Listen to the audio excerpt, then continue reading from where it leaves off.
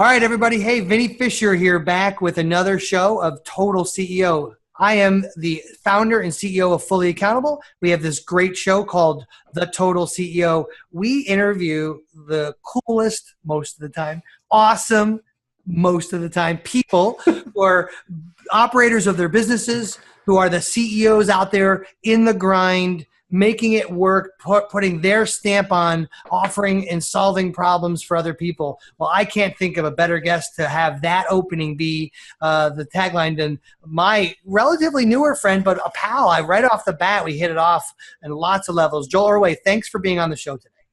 Yeah, man. Glad to be here. Thanks, Vinny, for having me. I appreciate it. It's awesome. So how this works a little bit, Joel, is like I warned you, it's popcorn style all over the place, right?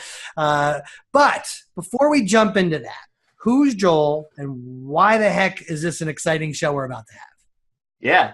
So Joel is a former engineer who transitioned into entrepreneur, business owner, online business extraordinaire. I wouldn't even call it extraordinaire, but jumped into this crazy world of online business and discovered his true superpower was crafting sales presentations. So before I jumped into running my own business, I was building sales presentations in the construction niche. So I was a mechanical engineer selling custom heating and cooling equipment to other design engineers, and took my territory from $0 to $2 million a year in Buffalo, New York. Buffalo, go Bills! Yeah. I'm actually a Giants fan myself. Hey, so am I. G-Man. Man, dude. But I went to school in Buffalo, so they're like my little stepsister team that I was there during the Super Bowl years. So That's awesome. I'm a little older than you, Joel, in case somehow you've been confused by the view on your screen. I know I look good, but I'm a little older. So yeah, I tell my wife that I'll keep the Bills as my AFC team, but Giants are always number one in my heart. So AFC, NFC, that's how I'm able to spin that. I've been to both of those Super Bowls against the Patriots. And so I took my dad to the one in Indianapolis and my business partner. I'm so jealous, man. Those are two of the greatest games ever played. I fell in love with the whole celebration of the Super Bowl over going to that one in Glendale, Arizona, when we beat the 18-0, 18-1 Patriots. And so it's really great, really awesome. I mean, G-Men all the way, right, baby? All right, let's get back to it. So in Buffalo, you're a sales consultant. Yep. So we originally, the whole reason, right now I'm running the webinar agency, so we're building sales presentations. All right, so stop there for just a second. Yep. If people we'll put them in, this is a live show, right? We'll put them in the comments below. But for all our listeners who are watching us while driving or whatever, not kill themselves, where would they go to find you? What's the .com we want to send them to? Yeah, very simple. Just the webinaragency.com. thewebinaragency.com. And if they want to get right to you, they can just go into the contact section and find your team or you and stalk you and get you and all that great stuff. And so your core expertise is improving existing webinars or building new sales presentations. Which one is the one your team is most focused on? Most focused on is building new ones. We do also critique existing ones, but the core goal of what we do is we build 7-figure presentations from scratch using cold traffic. It's gotcha. That's it in a nutshell. Is we don't want to be promoting this to an existing list because those are the easiest sales. We convert cold traffic into sales. And so wait a minute, you can take my accounting professional webinar and instead of my sister buying it 7 times, you can help some strangers buy it? That's right. That's right. All right, cool. Now, so how does that process work? Is the hardest part the beginning strategy creative session, or where do you find the most tension in that relationship?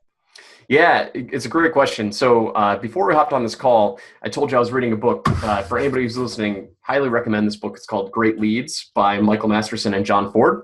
Love it. And it's all about connecting a message to the stage that your prospect is currently in, right? So there's, the lowest hanging fruit are the people who are most aware. They're already actively looking for a solution to what your product does, right? That's the easiest sale. You can speak directly to them. Those are direct leads, meaning you can come up with a hook saying, you should sign up to Fully Accountable because we have XYZ and we can help your business do XYZ if they're already looking for it, right? Gotcha. Smallest segment of the market right there, but it's the easiest to capture, and you can just do a direct sales pitch. As you go down the pyramid or you go down the awareness cycle, it's crafting messages where these people aren't even necessarily looking for what you've got. And so it's all about crafting the right angle and the right story to bring them into your world and connect with them. Now, the reason why we talk about this, and this is why this book is so great, is like that's where the biggest market is, right? And it's where the most experienced advertisers are going to play, because that's where the biggest potential for growth is down in the unaware stage. These people don't even really know what they're looking for yet. And so for us, and by the way, it's also, if you don't know what you're doing a little bit, it's actually the most expensive place too, right? I mean, because since it's the most unaware and you don't have dialed in your audience, there's a risk that that's the most expensive place too to spend marketing dollars. Is that right? Yes. Yes, it is 100%, because you're going to want to run a lot of tests down at that area. Because and so back to that book you referred to, because I love him, by the way. I got Copywriting sitting on my desk. I think it's all about crafting the right message. But like back to that original question to you. So when you're sitting there, like, because one of the things I love to do is feed our audience. And if we feed them more with some information, I believe there's two parts to power. Knowledge is only one of them, but we need to execute. And so to execute, we're going to go work with a great agency like yours. But the knowledge part starts with what scares me in this whole idea of toilet bowl marketing. And what I'm always worried about is we don't really spend a lot of time dialing in our audience, and second, the right problem solving messages that trigger awareness inside those audiences. And so how do you get someone squirrely like me caged in and figure that out? Like, how do you do that? So we take people through a process called the Webinar Accelerator process. And essentially what it is, so you asked before, what's the most difficult part of this whole thing? And the reason why I brought up this book is because it's crafting the right lead to get them into the bucket, like getting the right customers into your bucket, because you craft the wrong lead and attracting the wrong customers or broke people into your funnel. And you might have a really low cost per lead with your paid advertising, but if they're the wrong people, they're going to be the most expensive because your cost per acquisition is going to go through the roof. So we spend a lot of time crafting the perfect hook, the perfect message. So I'll give you an example. Cool. We just finished Shanda Sumter's webinar about a month and a half ago, and she was driving traffic to it. And it took us about 3 months to build her webinar. Now, we didn't build it directly. I was just consulting with her. So we'd hop on a couple of calls and brainstorm back and forth. And I recorded a podcast with her after she launched, because she ended up being the most successful first go cold traffic launch. She converted 15% of a $1,000 offer. Audience, that's like 5 times better than where you would expect, even more than where you would expect to start. So 15% of her attendees converted into a $1,000 sale. Around go ahead.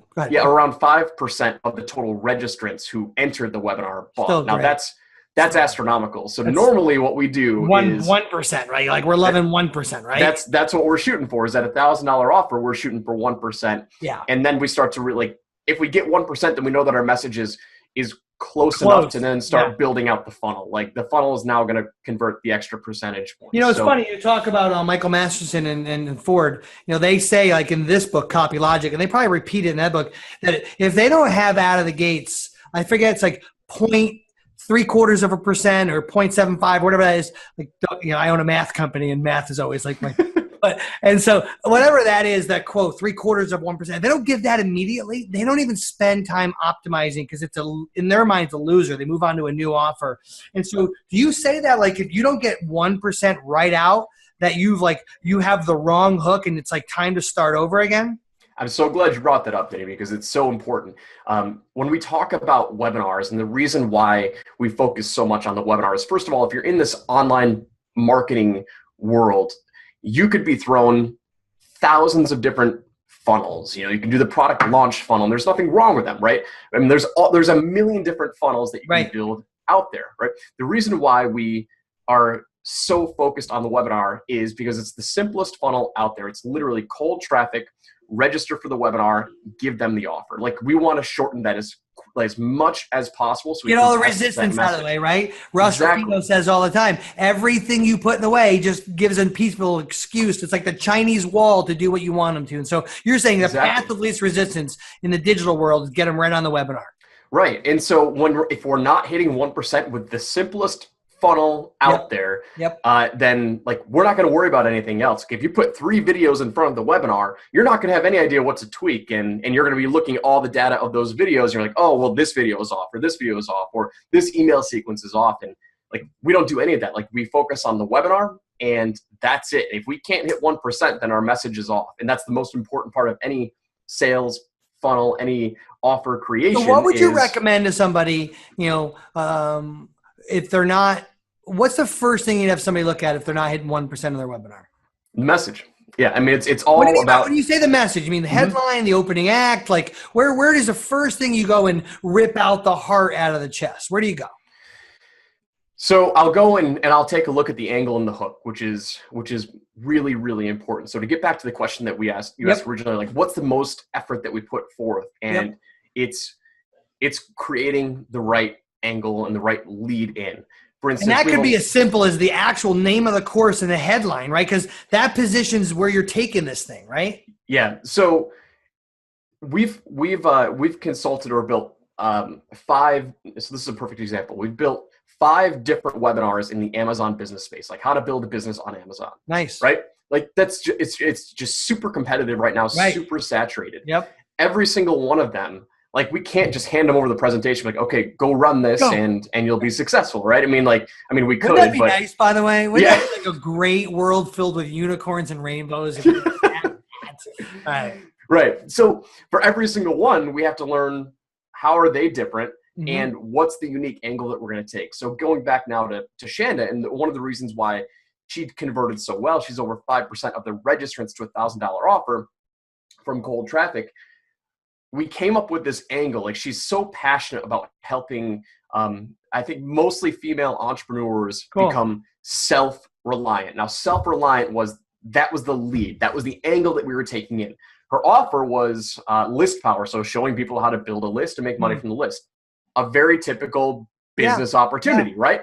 So her message in the very beginning was, by the year 2020, that we're going to lose in America, I think it's like, she found this stat, like 5 or 6 million jobs due to just automation and computers. She goes, we just had the my bookkeepers are all worried because robots are going to be doing their job, right? Yeah. So her message was, it was like, we just had the first cross-country semi-truck go, deliver a load that was fully driven by a computer or a robot, whatever it was, right? Artificial intelligent driving machines, right? It looks like Julie, right? Yeah. Right. And so she's like, that's going to wipe out a big chunk of the truck driving industry, which is 5 million people. And so she was using this example saying, like, listen, like, you can be left behind or you can become self-reliant. So she's not even using the word like entrepreneurship or, business opportunities. Like, I want to show you how to become self-reliant. So you might own your own small business or whatever, but that was the hook, was self-reliance was what we were leading them in, and it really connected with their audience. That's awesome. And so that's what we work on. That took like 3 calls to come up with, is like this idea of self-reliance. And I'm just asking her questions and I'm trying to extract it. And that's exactly the hardest part. Right? So you spend substantial energy on this strategy, flush out, get people like me puking out the information and our passion and what's working. And in there, since you're not living my nightmare, you can see it from the outside and have more of an objective perspective to figuring out those hooks. Is that kind of why it works so well? It is. Yeah, it is. Simple as you call it. You're an expert at sales presentation, but you're not living the nightmare that I have where I'm training accounting professionals. So you can see that hook so much probably clearer than I can see it, right? Yeah, I mean, I have the ability to get closer on the first go. Like, we still might need to test it out a couple of times because I don't entirely know what your audience is going to respond to, but I can guarantee that we'll be much closer with the first couple of tests, and then we'll find one that wins. We have yet to not find it. I mean, it's a discovery Well, process. The reality is, right? I mean, Eugene Schwartz talks about this. Everybody has a core desire and a core fear. And so you're just trying to find ways to tap your hook into one of those 2 paths in the niche that you're helping somebody like Shanda or whatever perform in, right? Mm-hmm. I mean, you're going to be working on our webinar, by the way, for our accounting professionals. And so just be thinking about this. We could have done it live on the show if we had fun with it. But, the reality is, we need, audience, I want everyone to hear this. You need a second set of eyes, somebody a little removed. The problem is, Joel, I know too much, right? I know too much about what accounting professionals need. So I get a little bit in the weeds, start teaching them about the first ingredient in toothpaste and not slow down. And, so for accounting professionals, let's tease, right? They're scared out of their mind to sell. Or they're scared out of their mind by selling makes them look sleazy by it diminishes their professionalism, right? So they just don't do it. They don't brag about themselves. They don't promote themselves. Well, I would get all caught up in you're a CPA. And you're like, wait a minute, buddy. There's a bigger, less core issue than that to do it. That's the point, right? 100%. Yeah. I mean, I hire coaches to look at my sales messages because I'm too close to it myself. Like I'm a webinar guru, webinar expert, whatever you want to call it. Right. But like in all transparency, like I launched a webinar to sell my webinar services and it bombed because I was way too close to it. Yeah. Like I was speaking. Well, number one, I was in way too competitive in a niche. Like I was targeting the most aware, these internet marketing people. And, you were talking about like where it's most expensive. Yeah. It's most expensive down at the largest market, which you talked about, but it's most competitive at the top, where everybody's giving their offer and sending their offers. So like a lot of noise, right? A lot of noise. And so that first one that I launched for my own webinar program, it bombed. And so well, hey, you're a member in our mastermind, right? Total CEO. And I love that, by the way. It's really cool. And so you got up and talked about your business and the things. And, some of the critique that came in return is exactly what you're talking about, being so close to it, right? Like when I got up and talked to everybody about the Trust Advisor platform and our system we're launching, everyone was like, bam, bam, bam. I'm like, holy cow, I hadn't thought about that. I hadn't thought about that. And so that's the value, everybody, of like having somebody who's an expert at your sales presentation is you are just so close to it that you think you have to say something else. Just saw an episode the other night of one of those shows, like a Shark Tank or something. And the lady was fighting with everyone about what she wanted to do. And she was just so close. Now, how do you break through that with some of your clients? Because we're close. Like when you're going to work on my webinar, I'm going to be like, here's what I know. I know this about our accountants and bookkeepers. And you're going to be like, well, good for you, Vinny. How do you break through that? When you can tell right away when people are too close because they're saying, I do, our software, our program, whatever it is, our service does this, this, this, this, and this. And it's like, okay, but like when you're getting them first in the door, like that's not what they care about. Like it's features versus benefits. And I try not to, like, if I'm talking to a seasoned professional like yourself or someone who knows copyright or marketing, like I try not to go down that road because like they know features, they know benefits. So like you think, by the way, we have to stay on the basics. I'm telling you, man, we get so complicated in this that when you're working on our webinar, man, you are, by the way. So I'm going to tell the world that you're working on our webinar. So it'll get better than whatever. I have version 1 done, so I need your help at that level. I started it. I think I'm a marketer, right? So I think I'm a good one at least 20% of the time. And so I just need help on that. But I think we get overcomplicated, man. I think where we get close, we're marketers. And let me talk to just the marketer owners right now. Why we need a second set of eyes is that we get too over sophisticated in our message. So I like that you're talking about the basics. Features and benefits, man. Buddy, I'll tell you, I quiz all the time, our marketing team and myself, and I get all caught up on the difference between what I think a feature and what I think a benefit are. So don't get off that wall. We need you on that wall, man. Yeah. So you're talking about offer simplification. It's amazing. So I've watched literally hundreds of presentations over the past 2 years. And some of them go formulaic, and which is completely fine. And so their offer structure is very formulaic. I mean, there's tons of their own webinar system or sales presentation system, and they work, right? When done correctly, they work. I'm saying there's nothing against it. But over the past, I'd say 2 months, I've watched a handful of webinars where the typical offer, like when you're doing direct selling, let's say you're selling a course, right? So you go into the transition to your pitch. You say, oh, okay, here's what I've got for you. It's, the ultimate webinar program, and it's going to It's going to do XYZ for you by the time you finish. Here's what's involved. Module 1, you do this. Module 2, you do this. Module 3, you do this, yada, yada, yada. That's how most of them go. And they do work. I was reviewing a webinar for a client 2 days ago, and he did the exact opposite. I've seen it bomb, and I've seen this work very, very well. All right. Where they don't even talk about what's inside the program. Like, the only thing they talk about is what's going to happen at the end. They don't go through what the modules are. They don't go through what they're going to be receiving. They don't go through risky, right? Risky. Very, very risky, but it worked. But it worked. It worked really well. Which is why I think you're saying is don't follow what everyone else is doing. It has to work for what you're doing, right? Is that what your point is? Exactly. For the most part, people don't care what they're buying. All they care about is the end result. And so why are you in the info marketing world, if you're buying courses, like there's an argument to be made, like, okay, you have to show them what steps along the way because they have to know how much time they need to invest into it. I get that, but I've seen it work so well in a couple of them where they just say, okay, by the end of this program, you're going to have XYZ result, right? It's going to take 2 weeks. It's going to take 4 weeks, however long it's going to take. Like, don't worry about what's going to happen once you, like, what's inside, right? If you put in the work, you'll get the result. And it worked very well. So awesome. Yeah, I'll tell you, I was I'll pick on my personal trainer. I was just with him, and he's got he works with owners and all that good stuff. And so he puts up with annoying people like me who have every excuse in the world to stay fat. And he said, I want to put something together where I help people improve their health. I said, hold on, time out. Nobody wants to improve anything. That just sounds like painful. How about they want a way to get rid of the spare tire? Or they want to look more attractive to their wife. Like, get rid of this improve thing. Nobody wants to improve anything. And so do you have like simple things we have to just come in, even with like seasoned guys like me? And because like the reality is we're the people who are hiring you. You went for the most aggressive. You said it.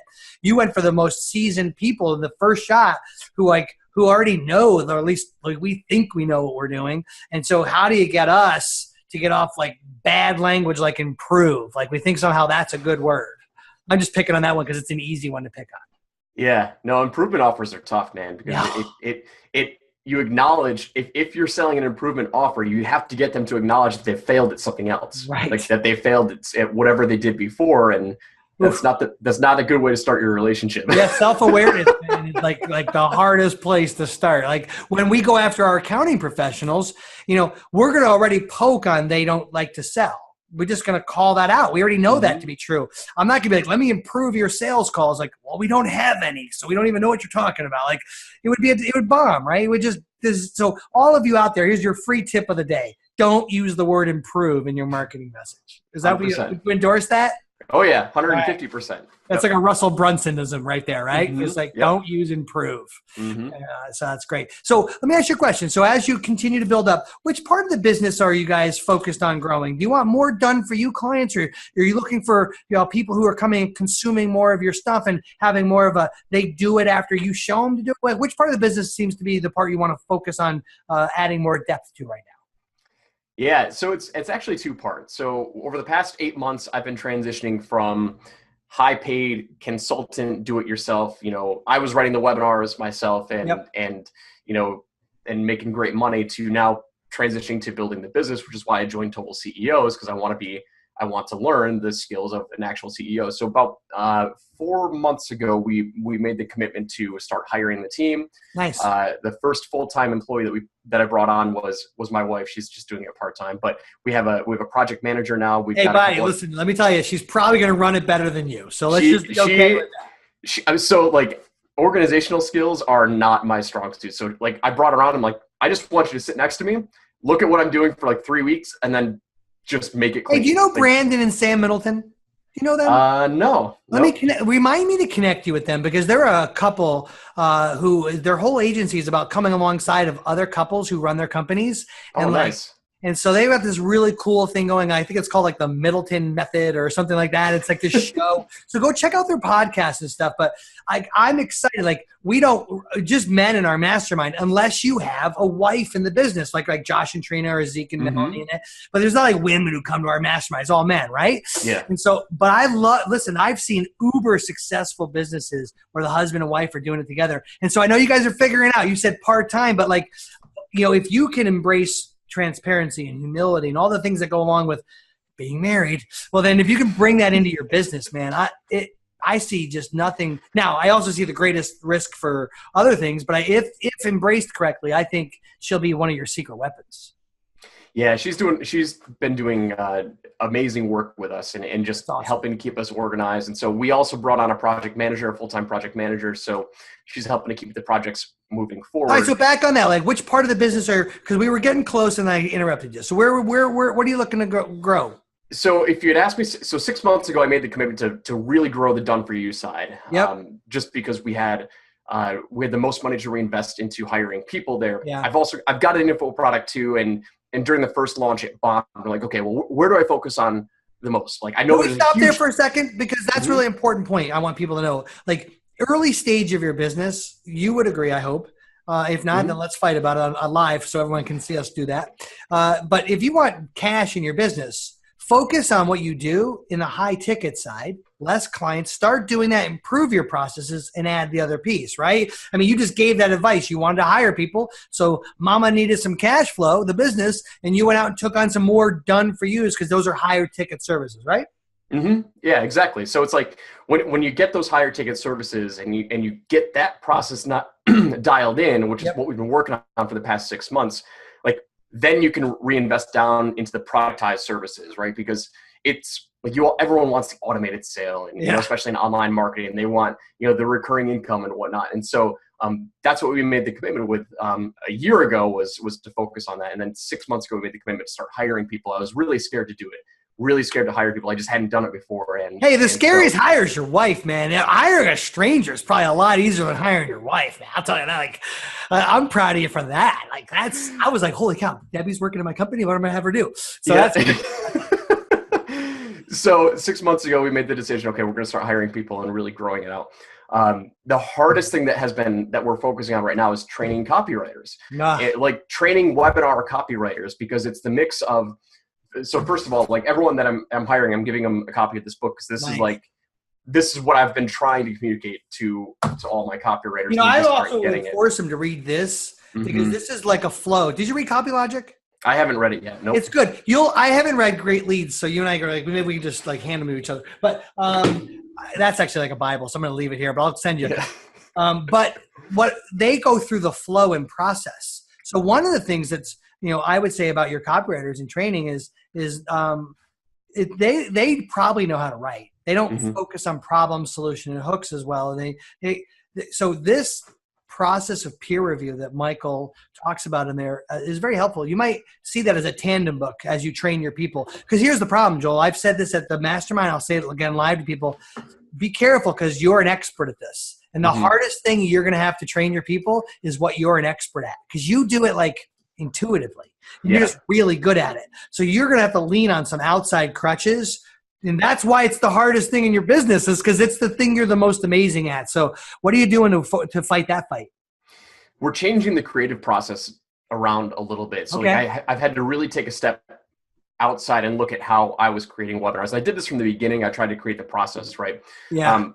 And so when I was creating them on my own, it was just me. Like I didn't have an editor. I didn't have anybody looking around. Right. It was just me going through the whole process. So I'm like, okay, well, I'll just hire another copywriter and they got this. They'll just do what I do. Right. And so what I realized was like when I was doing it myself, I was really acting as two people, like the copywriter and an editor. Yeah. And so about 3 weeks ago, we decided like, okay, we really need to look for, like, we need to build a creative process, a creative like flow. So now we're hiring 2 copywriters per project. One's going to be the copywriter. One's going to be the editor. They're going to work hand in hand. They're going to come up with the ideas together. And like that way, because I was also doing the editing and all the reviews for my copywriters, and that was taking a ton of my time.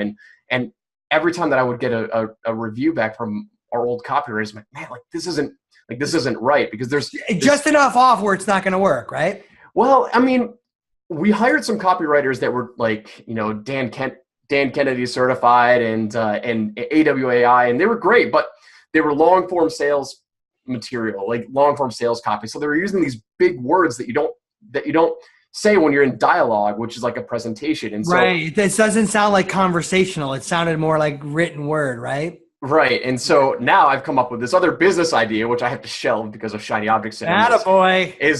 creating webinar copywriting certification training. Because like nobody, but here's how you do that right. You want to do that right, Joel? How you do that right is do that part in your business.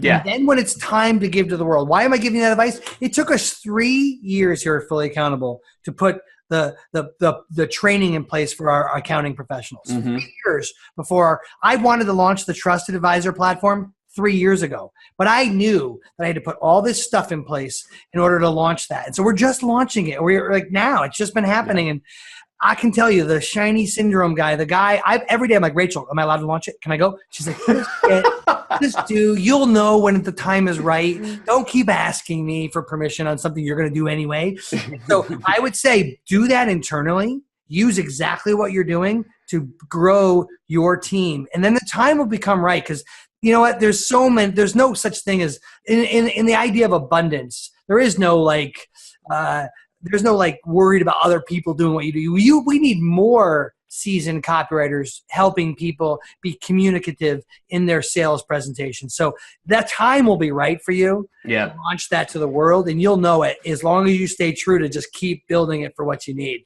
And that's the best way I've at least learned to deal with my shiny syndrome, because boy, I get that every stinking day. And so it doesn't go away even when you look old and awesome like this. So just keep working. Yeah, so what we're focusing on right now is really fine-tuning that creative writing process with the copywriters. First of all, training them, but also building 2 copywriters into the process and really fine-tuning that process. So I shot a message out on Facebook because I was watching one of my favorite shows right now is Better Call Saul. And I was also a big fan of Breaking Bad. So if you're listening right now, those two, they're like spinoffs of each other, right? So Breaking Bad came out like 5 or 6 years ago, and then Better Call Saul was a spinoff of Breaking Bad. What were you, like 6 when Breaking Bad came out? So I was no, I'm not that. Just kidding. So anyway, I was watching Better Call Saul, and like the way that they communicate stories and they tie in analogies, like that's what I do, what I create personally, a webinar. That's awesome. And another person who's phenomenal at this in a completely different market is Colin Cowherd on sports radio. Oh yeah, I totally agree with you on that. So I shot another post out to my group, my Experts Unleashed group, and I said, listen, like if you want to write great copy, Colin Cowherd just did a 5-minute bit on Tiger Woods. And he was talking about how Tiger Woods was like, he was describing what greatness really was. And he says, greatness is predictable. Like the reason why we loved Tiger Woods is we could count on him week after week to be in the top 5 or to win, right? He goes, it's like, he says he's like my morning cup of coffee. Every morning I get up at 7 a.m. and I drink my cup of coffee and he gives me that shot of energy. And he just went on this monologue about tying together greatness and coffee and Tiger Woods and consistency. And he related it to the NHL Stanley Cup Finals and the NBA Finals. And he goes, with the NHL Finals this year, he goes, TV really didn't want, like they were hoping that it wasn't going to be Ottawa versus Nashville because they're 2 markets that like nobody really cares about.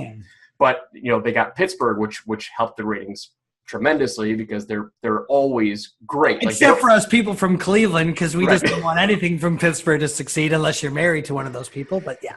So the goal is to listen to those types of people who can connect the dots and just get these abstract ideas and build a connection, because that's what's going to, like, those analogies are what helps your prospects understand that they need your product. It's like when you connect those problems through analogies. I've seen you do this. It's like, I like when you say like, it's kind of like, and then you kind of connect. I love that stuff. Like I've been doing that more and more. I'm like, well, because I could see my accounting professionals glaze over. I'm like, well, it's kind of like, and they're like, oh, right. And so that you're trying to help your team now understand and how to use the kind of analogous approach to storytelling.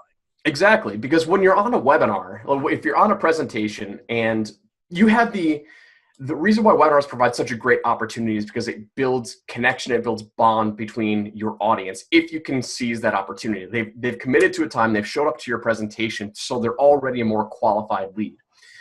So versus a video or a long form sales letter where they're literally reading verbatim, like you have the opportunity to communicate through dialogue and through story and to get their response and to get their interaction to say, okay, yes, I get it, or no, I don't get it. And you have the opportunity to kind of rebut and just help them understand it. but like, it's very, very critical that we're able as the copywriters to draw those stories. I'll give you another example. So we've got a couple of personal development clients right now, which is the most, like, I probably will never take a personal development client again. It's the most difficult niche to draw these stories from, because there's like nothing tangible. Like, you're just trying to, like, it's not woo woo, but like, no, it is. It is. I mean, let's just say it. It is. And you know what? I'm really thankful for the people who are out there fighting the good fight on that. But yeah, it's noisy. Everyone has had some type of spiritual experience, so they want to help other people. And holy cow, buddy, trying to make those things connect. I totally understand why you're saying that. We represent education and information companies. You know, we have 3 specialties, and one of them seems to fall in line with these personal development guys. And that's just a hard space. It is really hard. It's really, really difficult. And so we spent a long time on 2 of these personal development clients, and God bless them. They've been very patient. Yeah. But, I mean, you also don't want to be rushed through this process, because like, we've probably put like 60 hours into finding the right angles and leads and analogies and metaphors to make all this stuff make sense. And so anyway, we finally were able to tie in one of these analogies using the IBM Watson supercomputer. Like, the way that these people talk about, they're all about going into your brain and showing you how your brain really operates and breaking through goals. And so we had to tie in like the Mac operating system and the PC and how those 2 are incompatible with each other. And then all of a sudden there's the Watson, and we want to show you how to be the Watson. And that took us like 3 weeks to come up with. Wow. So, but you know what I like the point there that I'm hearing is that's what you're doing this for. As a done for you client inside the webinar agency, you guys will figure it out, right? Yeah.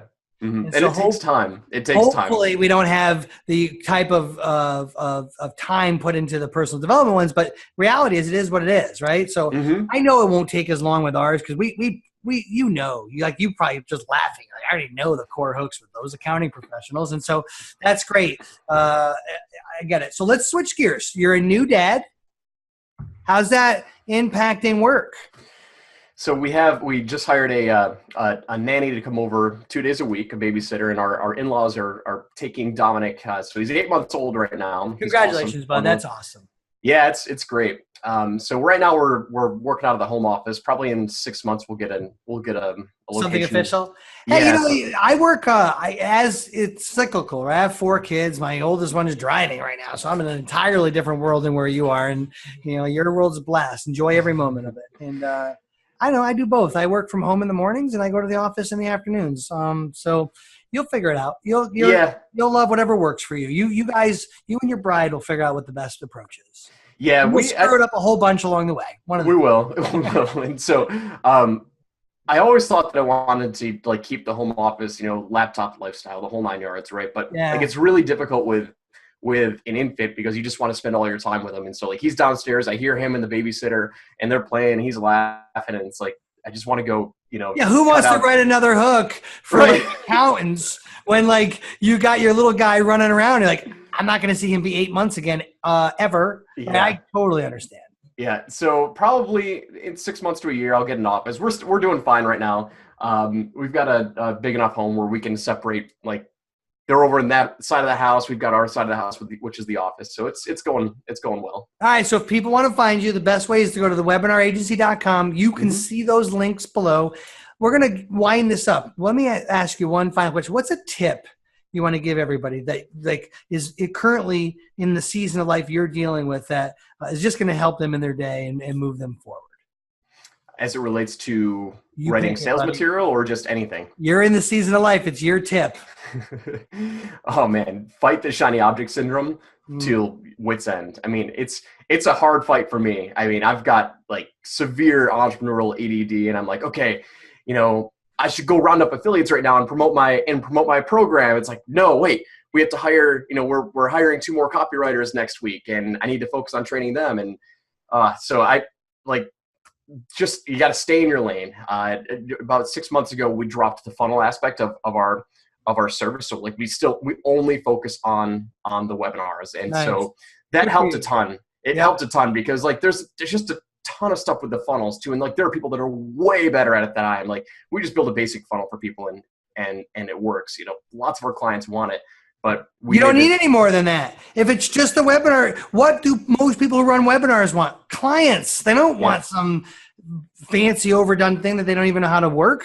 Right. And there are lots of people, like, you can, like, hands down, if you get a great funnel person, like, you can make your webinar funnel tremendous. But we've built multiple 7-figure webinars just on a 1% registration conversion rate on a $1,000 offer with nothing more than just the webinar. So like there's enough value in what we provide for just the webinar. And Love it. Go get a funnel team, and if you want, but stay in your lane and fight the entrepreneurial ADD. That's my tip. Well, Joel, hey, bud, thanks for being on the show today. This was great. I'm sure there'll be a ton of value that people can pull out of this. Hey, everybody, this is the Total CEO, Vinny Fisher, the CEO and founder of Fully Accountable. Just want to let you know, hey, listen, I think the greatest thing I heard today, there's a whole bunch of wisdom given by Joel. You need to be a guardian of the distractions. Find ways to stay in your lane. Let's just use the kid analogy. You're bumper bowling. You got to put those bumpers up. Like, know your limitations, but also more importantly, you got to practice more no than yes. Right, Joel? Amen. Amen, buddy. Brother. Have a great day, pal. See you soon. Appreciate it. Had fun.